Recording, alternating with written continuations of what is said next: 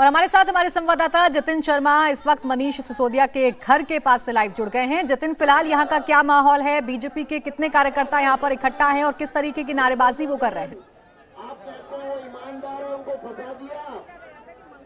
आज बिल्कुल तस्वीरों के जरिए मैं आपको दिखाऊंगा। ये मथुरा रोड की आप तस्वीर देख रहे हैं। तमाम जो बीजेपी के कार्यकर्ता हैं वो यहाँ पर इकट्ठा होना अब शुरू हो गए हैं। बाकायदा एक टेम्पू यहाँ पर बनाया गया है जिसमें दिल्ली बीजेपी के जो नेता हैं वो इस पर सवार रहेंगे। लेकिन इस पूरे प्रोटेस्ट को जो महिलाएं हैं वो सबसे आगे लीड कर रही हैं। सबसे आगे आप देखेंगे महिलाओं की ये पूरी चेन है जो हाथ में तख्ती लिए यहाँ पर जो प्रोटेस्ट है वो करती हुई आपको नजर आ रही है। और जो पोस्टर्स यहाँ पर महिलाएं लेकर पहुंची उसमें आप देखेंगे बंद करो शराब के ठेके बंद करो, इस तरीके के पोस्टर्स है। महिलाओं से हम बात करेंगे। ये जो नई शराब नीति है इसका असर महिलाओं पर आपके जीवन में क्या पड़ा है, क्या कुछ मांगे आप लोग? शराब नीति ने सबसे पहले मैं रेनू रतवाया दिल्ली प्रदेश में मंत्री एससी मोर्चे से हम यहाँ पर एकत्रित हुए हैं क्योंकि केजरीवाल ने जो शराब नीति का लागू की है दिल्ली में, उससे जनता सबसे ज्यादा परेशान है। सबसे ज्यादा महिलाएं हैं क्योंकि जो उनके हस्बैंड है जो स्लम में रहती हैं महिलाएं, जो स्लम में सबसे ज्यादा जो क्लस्टर एरिया है वहाँ पर जो शराब पीते हैं वहाँ उसके हस्बैंड महिलाओं से पैसे छीन के ले जाते हैं और फिर उनको आके मारते हैं शराब पी के। मतलब उनकी जो इन्वेस्टमेंट है, उनकी जो सेविंग है, सारी शराब में चली जा रही है। केजरीवाल जी को तो होश ही नहीं है क्योंकि उन्हें सिर्फ अपने पैसे कमाने हैं। उन्होंने दुनिया में दिल्ली में दिखा दिया कि बिजली पानी तो फ्री है, पर बाकी उन्होंने किसी चीज की चिंता नहीं की। उन्होंने बोला था स्कूल खोलेंगे, आगे कॉलेजेस खोलेंगे, इवन गेम्स के लिए हमारी दिल्ली के अंदर एक भी फ्री कोचिंग या कोई भी सेंटर ऐसा नहीं है जो बच्चे खेल सके आगे। तो उन्होंने और किसी चीज पर ध्यान नहीं दिया, सिर्फ शराब के ठेके खोलने पर ध्यान दिया। केजरीवाल कह रहे हैं कि फायदा हो रहा है। ये भी जरा बताइए कि क्या बीजेपी के कुछ बड़े चेहरे भी आज के इस प्रदर्शन में शामिल हुए हैं?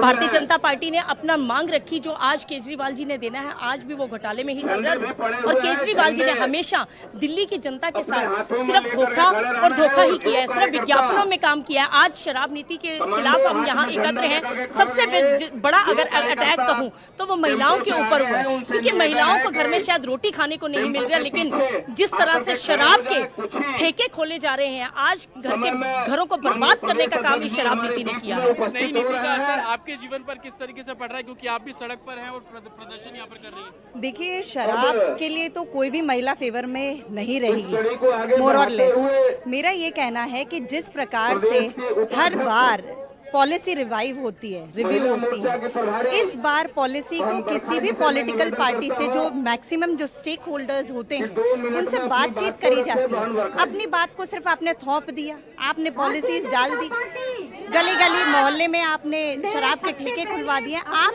किस डायरेक्शन में ले जाना चाह रहे हैं? छोटे छोटे बच्चे बिगड़ रहे हैं, आप घर पे फ्री होम डिलीवरी दे रहे हैं, आप युवाओं को अट्रैक्ट करने की कोशिश कर रहे हैं। हमें नहीं लगता कि मैं एज अ माँ, एज अ महिला इस चीज को प्रमोट करने के लिए कहीं से भी चाहे पॉलिटिकल पार्टी से हो या आम जनता की कोई महिला हो, इस चीज को सपोर्ट में नहीं करिए। कितना डोमेस्टिक वायलेंस बढ़ गया है आज के टाइम पे। ये जो फ्री बी की जो दुकान लगा दी है, मैं आज आपसे कह रही हूँ श्रीलंका जैसा मॉडल पे काम करने में लगे हुए केजरीवाल जी। इन सारी चीजों को बहुत ध्यान से, आप जनता के साथ खिलवाड़ मत कीजिए। एक ही चीज पे कहना सर, क्या कुछ मांग कर रहे हैं इस प्रदर्शन के जरिए, क्योंकि बड़ी संख्या में कार्यकर्ता जुड़े? हम ये मांग कर रहे हैं कि ये जो ठेके इन्होंने जरूरत से ज्यादा खोल दिए इनको कम किया जाए। ये जो मोहल्ले में हर गली में ठेका खुला हुआ है ये बंद हो जाए, जिससे कि हमारे बच्चे बिगड़ रहे हैं। पहले क्या था, एक बोतल थी महंगी पड़ती थी तो बच्चों के पास इतनी पॉकेट मनी नहीं होती थी। अब क्या कि इन्होंने बहुत सस्ती कर दी है, इतना हर कोई बच्चा अफोर्ड कर सकता है, तो बच्चे बिगड़ रहे हैं। जो गलियों में मोहल्लों में दुकानें वो बंद होनी चाहिए, सिर्फ मॉल्स में चले कोई दिक्कत नहीं है, तरीके से चले।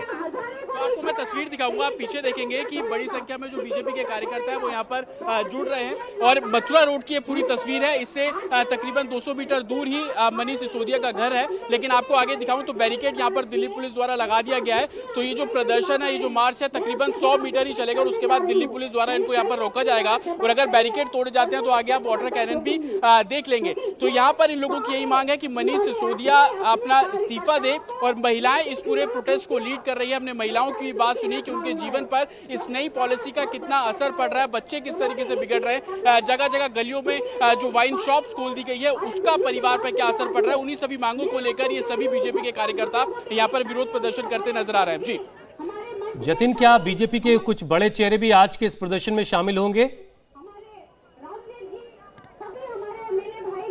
आज बिल्कुल दिल्ली बीजेपी के जो प्रदेश अध्यक्ष हैं आदेश गुप्ता वो शामिल होंगे, हालांकि उन्हीं का इंतजार है, उसके बाद से प्रदर्शन शुरू होगा। लेकिन दूसरे जो नेता है चाहे वो विजेंद्र गुप्ता, वो अब धीरे धीरे कर यहाँ पर पहुंचना जो शुरू हो गए हैं। सबसे आगे आप ये टेम्पू देख रहे हो और आपको मैं पीछे की भी यहाँ पे तस्वीर दिखाऊंगा। आपको मैंने दिखाया कि कैसे महिलाएं इस प्रोटेस्ट को लीड कर रही हैं, लेकिन उसके पीछे तमाम हर वर्ग के जो लोग हैं वो यहाँ पर मौजूद है, चाहे वो बुजुर्ग हो, युवा हो, हर वर्ग के लोग यहाँ पर हैं। और मांग उनकी सिर्फ इतनी कि जो नई पॉलिसी है वो कितनी समाज के लिए खराब है। और हर शख्स के हाथ में आप कुछ इसी तरीके के पोस्टर्स देखेंगे जिसमें शराब को लेकर उनके परिवार पे क्या नुकसान पहुंच रहा है उसका जिक्र है। कुछ और लोग हैं, उनसे भी हम यहाँ पर बात करेंगे। सर, आप लोग यहाँ पर प्रोटेस्ट करने पहुंचे हैं, क्या कुछ मांगे आप लोगों की? क्योंकि मैं देख रहा हूँ पोस्टर्स आप लोगों के हाथ में है, क्या कुछ मांग कर रहे हैं? हमारी मांग है कि दिल्ली के जितने विधायक हैं उन सब पर घोटालों की जांच होनी चाहिए। ईडी उन पर शिकंजा कसे। ये अभी तो एक विधायक जेल गया है, दूसरा जेल जाने की तैयारी में है। अनेक विधायक भ्रष्ट निकलेंगे और जेल जाएंगे।